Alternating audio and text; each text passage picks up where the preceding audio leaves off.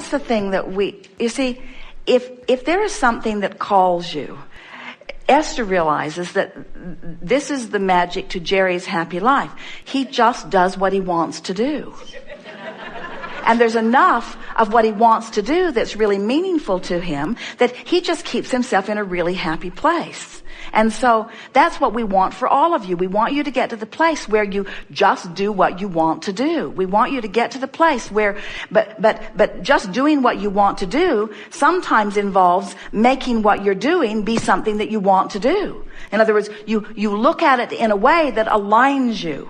For example, let's say that you're washing dishes and you don't really want to be washing dishes. You'd rather be working on your blog, or you'd rather be doing something that's more inspirational. But the dishes need to be washed and you're the one that's doing them. So now you could stand there and you could feel resentment that somebody else is off doing what they want to do while you're washing dishes. Or you could feel resentment that you can't yet afford somebody to wash your dishes. Or you could feel resentment that you didn't get organized enough to have someone take care of it. Or you could feel resentment that you don't have a dishwasher that's washing your dishes. That's all out of the vortex stuff. In other words, just like with the woman who has pain in her body, who could feel hope or who could feel fear, you can be in the act of washing the dishes and you could be resentful, or you could be having fun with it. You could be resentful, or you could be making the best of it. You could be appreciating the warm water. You could be appreciating the detergent that is making your dishes shine and be germ-free. You could appreciate the lovely dishes. You could appreciate the dexterity in other words, there's always, no matter what's happening in your moment in time, there are positive aspects and negative aspects. So no matter what activity you're involved in, there are more leaning toward the vortex thoughts or more leaning away from the vortex thoughts. So as you spend enough time following your inspiration, that you are in alignment most of the time, before you know it, you're feeling good no matter what you're doing. In other words, you can be driving, as Jerry and Esther were driving across the country just now, they were on the East Coast. It is so beautiful this time of year. Everything was so green. And as we were driving across the Midwest, it was extra beautiful because of so many rains. And so there's a tendency to now want to compare. Well, I only want to drive across the most beautiful parts of the nation. Well, that's just not very logical. You're going to drive across the nation. You're going to see a lot of different things. And some of it is going to be more pleasing to the eye than others of it. Some of the freeways are a blissful experience. They're smooth, they're wide, the lanes are wide open. Some of the freeways are a bumpy, terrible mess. Some of them are under construction. Some of them, the barricades are so close that getting the monster bus down them is not really the easiest thing in the world to do. So what do? Do you let the conditions that you're living in dictate the way you feel, or do you become so flexible in your mind that you can find something to feel good about regardless of what the current reality is? And that's what we're talking about. So many people they insist that current reality keep morphing to please them, and it won't do it.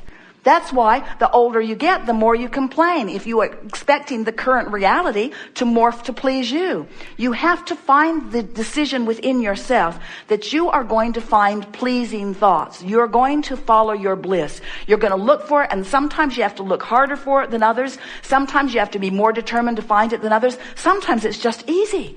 And those times that it is easy, they spoil you in the literal sense that they make you lazy about your own focus. And so it's what we're saying to everyone. If you have to have a perfectly healthy body before you feel good, you're in trouble.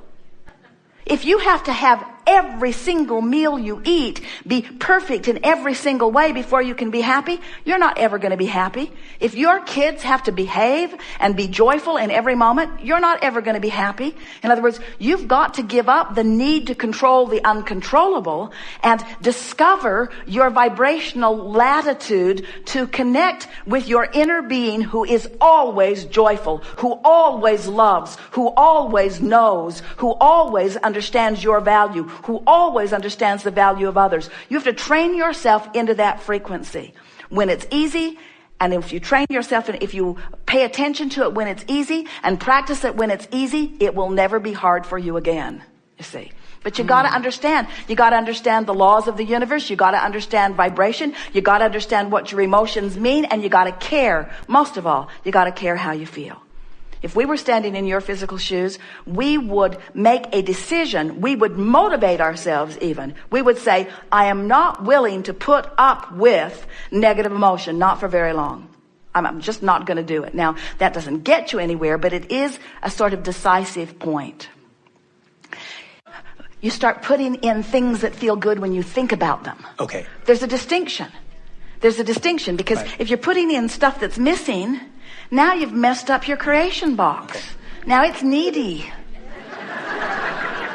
You see? Okay. So what you're putting in the creation box are things that feel good when you think about them. That's what you put in there. You put rainbows in there, and you put good feeling bodies in there, and you put blissful states of being in there, and you put magnificent things that make you feel good when you look at them. In other words, do you need to possess the magnificent Picasso in order to appreciate it, or can you just appreciate it? Jerry and Esther have a beautiful new house in Texas now that is ready to live in after many, many years of coming about. But they don't really ever care if they live in it because they're out here with you, and this is what's ringing their bells. But there is a man who has brought it all to fruition recently. Over the last 4 or 5 months, he brought a team of people from California, and they've been living in one of the buildings there. Esther says it's like Snow White and the 12 dwarfs. So their little beds are all lined up in the center building, and they've been bringing this place into a beautiful state of being. And Jerry and Esther saw it briefly and then left, and now it has evolved much more since they were there. And so Eric calls frequently and describes to them what's happening. And the thing that is so interesting is that he just loves the process. And nothing is ever unmanageable or out of sync. He just loves the process. And so he's always talking about the joyful work and the creative work and the teamwork of these men coming together and the good ideas that are being born out of it. And Jerry and Esther are realizing they're not creating a house to live in. This is a whole world that's being created, and all of these people are dancing in this world, and they are just a sort of remote part of it because it's their dream that these people are bringing to realization. But the house is so much bigger than someplace to live. Right. You see what we're getting at? And Eric has taught them both the joy of the imagery. Esther will say it again, Eric. What? Tell me about the walkway again. What? The one that goes off the back porch. Tell me about that walkway. And then he will use words like meanders. It meanders, and you discover, and you feel, and it's exciting, and comfortable, and beautiful. You see? Mm-hmm. They're not walking on it. They're not smelling it. They're not licking it. They're not seeing it. They're just feeling it. They're just feeling the culmination of it. But what he's conveying is far more than an object that he's viewing. He's conveying the creation of it. He's conveying how it felt to envision it. He's conveying how it felt to hear what Jerry and Esther asked for and then how to create it. He's conveying how it felt to gather the people who had the ability and to gather the resources. He makes piling up a big pile of gravel sound delicious, you see, because it's part of the creative process. And that's what we're wanting you all to begin to get a sense of. We want you to feel the creation of that contrast that caused you to put things into a vibrational reality. The law of attraction is massaging into realness that you can feel now and live in later, but feel now. And live in later, but feel now. And live in later, or not, but feel now. What difference would it make if Jerry and Esther never spent a day in that house? It all would have been worth it for the feeling along the way. It would have all been worth it just for the 5 months of description that Eric's been offering them. It would have been worth it just for that 5 months of his description. More joy experienced as a result of pondering that, not living it, not living the manifestation of it, pondering it from a distance and feeling the bigness of it. You getting this? Well, the answer is easy. Do whatever you want with the box that feels good. Carry it around, show it to other people, organize it, put it in alphabetical order. It doesn't matter. It doesn't matter. What matters is that this is pretty, I want it in my box. This is pretty too, I want that in my box too. That, I don't care so much about that one. That, in other words, I want it in my box. I want that in my box. I want happy grandchildren in my box. I want a cooperative government who understands that it is a diverse span of interests and beliefs, who have the ability to cooperatively work together to bring the best out of everybody. I want that in my vortex. In my vortex, I want technology that solves the current issues of the day. I put that in my box. I have to figure out how to get there. I just want it. Whatever that looks like, I'll put it in my box. If it looks like clear water, oh, here's a picture of clear water. If it looks like happy, oil-free dolphin, oh, here's one. I'll put that in my box. In other words, whatever makes me feel good when I see it, I'll put that in my box. And I'll put enough of it in my box. I'll put such an avalanche of good feeling things in my box that I'll need a lot of boxes. And so I'll just have somebody pick them up and put them someplace else. And in other words, you'll have more boxes than you really want, and maybe you'll be able to let go of the boxes in time. We just want you to find a way of making the focusing on the good feeling things be something that you do for the joy of it, not for the benefit of it, not for the manifestational benefit of it. You're putting it in the box because it felt good to find it. It felt good to think about it. It felt good to see the color in that rug, whether I ever buy it or not. It felt good to imagine that rug on my floor, whether it ever is on my floor or not. It felt good to look at the curves on that woman's body if I ever make love to her or not. It felt good to look at the curves on that woman's body if it ever becomes my body or not.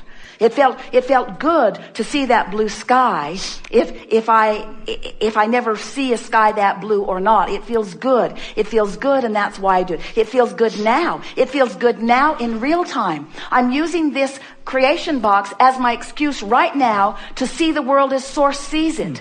Because when I use something as my excuse to see the world as Source sees it, now I'm in alignment with Source, and now every cell in my body is vibrationally being allowed the fullness of what it requests. Oh, that's another thing worth talking about. So we've been talking about this vortex all day. This vortex, this vortex, this vortex. Do you know that all of the trillions of cells of your body, each and every one of them has a vortex?